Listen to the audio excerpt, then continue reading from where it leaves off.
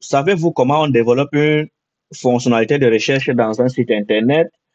La réponse est simple, c'est que nous pouvons utiliser Link avec la méthode Content pour faire ceci. Si on regarde ici dans le site d'Amazon, nous allons voir que nous pouvons faire une recherche ici tout simplement en écrivant laptop comme ceci et on voit que ça fonctionne. Ça nous trouve tous les produits qui ont le nom laptop. On peut voir ça ici.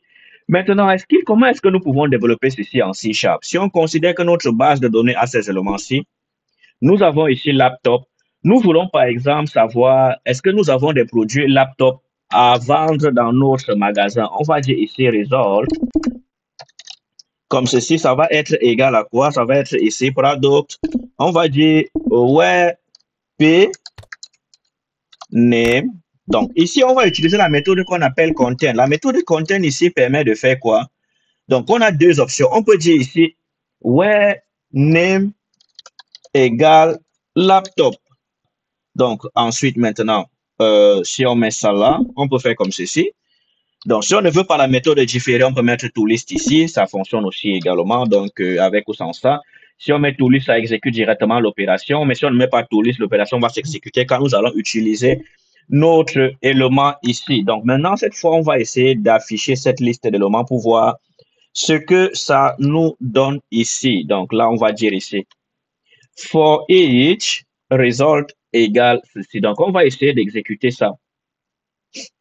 Nous allons constater le problème que nous avons avec ceci. Donc, là, on voit que ça contient un laptop avec le prix 999 $. Essayons voir. On va venir dans le site ici. Nous allons revenir dans le site d'Amazon ici. On va tester quelque chose. Si on met plutôt comme ceci, laptop, on ne finit pas. On ne met pas le P, on exécute. On constate qu'Amazon comprend dans tous les cas que nous voulons le laptop. En fait, nous n'avons pas tout simplement écrit complètement le mot. Maintenant, revenons dans notre application ici, enlevons le P, comme ceci. Donc là, maintenant, si on exécute l'application, qu'est-ce qu'on va voir? Rien. On voit ici que notre application ne trouve aucun élément. Le problème ici, c'est quoi? C'est que nous avons dit nous voulons un élément avec le nom name. Donc, name ici, ça veut dire quoi? Ça veut dire que tant que le nom ne matche pas exactement le nom que nous avons écrit, nous n'allons pas trouver notre produit. Ceci n'est pas bon pour notre e-commerce parce que nous voulons vendre les produits, même si la personne n'écrit pas complètement le nom du produit. Comme on voit ici chez Amazon. On a écrit laptop, on n'a pas fini, mais Amazon a compris que nous voulons le laptop. Donc, ce que nous devons faire dans ce cas, c'est quoi? On peut venir ici. Au lieu de mettre nom égal, on va utiliser plutôt la méthode contain, comme ceci. Donc là, cette fois, on va dire contain laptop. Voilà, comme ceci. Donc là, dans ce cas-ci, on va voir que même si le nom n'est pas écrit complètement, nous allons trouver tous les laptops que nous avons dans notre base de données et nous allons présenter ceci à nos clients.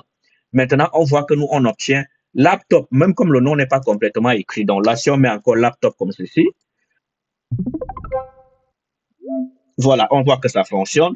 Maintenant, si on met plutôt mouse, comme ceci, donc, dans ce cas-ci, nous allons avoir deux noms qui contiennent le mot mouse dans le titre du produit. On a deux produits ici, mouse et mouse. Donc là, maintenant, on voit que notre site fonctionne un peu comme Amazon. Donc, dans notre application, nous allons dire, si quelqu'un fait aussi une recherche partielle, par exemple, MO, tout simplement, il ne finit pas. Ça veut dire quoi? Nous allons ici lui présenter tous les produits qui contiennent le mot MO. MO ici, ça veut dire quoi? Si on vient là, on fait ça. Et voilà, on voit que cette fois-ci, nous avons trois produits qui commencent par MO. Voilà, donc c'est un peu comme ceci que Amazon fonctionne. Ça veut dire qu'Amazon fait une recherche partielle. Ça veut dire il va regarder est-ce que dans le titre du produit, le nom que nous avons mis existe. C'est exactement ça ici. On a dit laptop, on n'a pas fini. Maintenant, on met lapt comme ceci.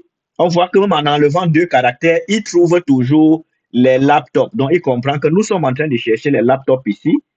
Et voilà, donc là, on voit que nous avons pu implémenter la fonctionnalité de recherche dans notre commerce. Nous pouvons mettre notre produit en ligne et vendre nos produits et être sûr que même si un client ne remplit pas complètement le nom du produit dont il a besoin, nous pourrons lui présenter la liste des produits qui correspondent au mieux à sa recherche. Voilà. Donc, ça va être tout pour cette capsule. Nous avons vu ici comment utiliser la méthode content qui fait une recherche partielle dans le titre du produit. Voilà, ça va être ça pour cette capsule. Merci d'avoir été avec nous. Likez si vous avez aimé la vidéo. pour permettre aux likez si vous avez aimé la vidéo et abonnez-vous si vous n'êtes pas encore likez si vous avez aimé la vidéo et abonnez-vous si vous n'êtes pas encore abonné à notre chaîne pour des futures vidéos. Merci.